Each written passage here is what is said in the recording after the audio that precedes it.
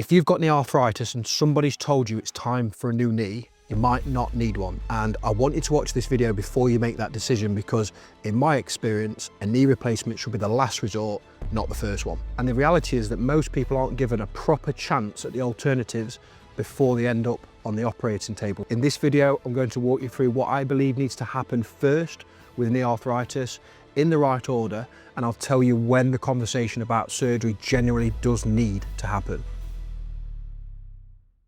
So the first thing that needs to be tried, and I mean properly tried, is physio. And I want to be really clear on what that means, because most people who tell me physio didn't work for them weren't getting the right kind of treatment. I'm not talking about being handed a sheet of exercises, and I'm not talking about just a generic massage. I'm talking about hands-on manual therapy from a physio who actually gets into the soft tissues around the knee, works on the joint range of movement, and knows genuinely what they're doing with the hands. And the difference in pain and range of movement that proper manual therapy can create is honestly phenomenal and often instant. And I see this every single week in my clinics. Now, the hands-on work, it does need to go hand in hand with the right rehabilitation exercises, and I have covered those in a different video. But the key message here is that they need to be exercises that don't compress the joint. Your traditional squats and your leg presses, they're often the wrong choice for an arthritic knee, particularly if you're going through a flare-up. So go and check that video out using the link in the description first. And if you haven't tried that combination of skilled manual therapy work plus the right rehab, you haven't truly given physio a fair go yet. So if you've been doing the right physio, you've been having your hands-on work, you've been doing the rehabilitation exercises that don't flare the knee up, the next step is to consider injection therapy. And there are two main options for knee arthritis. The first is a steroid injection. We've all heard of those.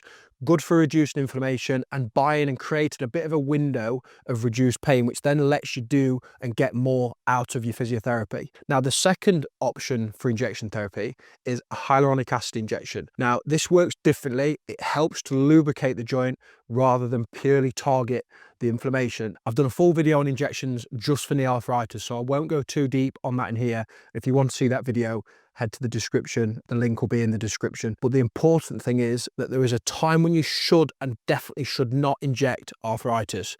And injections work best when they're done in conjunction with physio, not as a standalone fix. An injection that just takes the edge off the pain without rehab work is only a short-term answer. Now, I do want to share something because I think it puts things into perspective. I have patients that I've been treating that were told 7, 8, 9 years ago that they needed a new knee, and they're still going strong. They're still active, they're still training, and their knee is no worse. And in fact, a lot of them, their knee is actually better than when they first started physio. And what's kept them out of the operating theatre was a commitment to the right physio, so the proper hands-on work into the soft tissues around the knee, an injection as and when we've needed it, usually once every 12 to 18 months.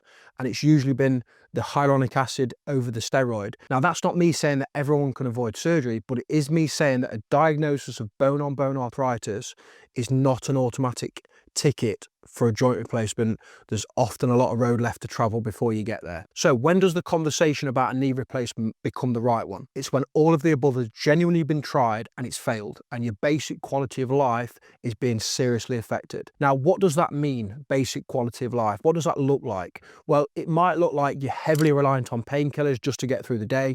It might be that your mobility is declining despite your best efforts, and it's starting to affect your sleep night after night after night. It might be that you've just stopped doing the things that matter to you, whether it's walking, whether it's working, whether it's just being active with the family, or just walking the dog in the morning. At that point, surgery stops being something to avoid and starts being something that's worth serious consideration. And it's not a failure, it's just the right tool for the right moment, but only once everything else has been given a proper chance first. So before you book that consultation for a new knee, make sure you've had real manual therapy work into the knee.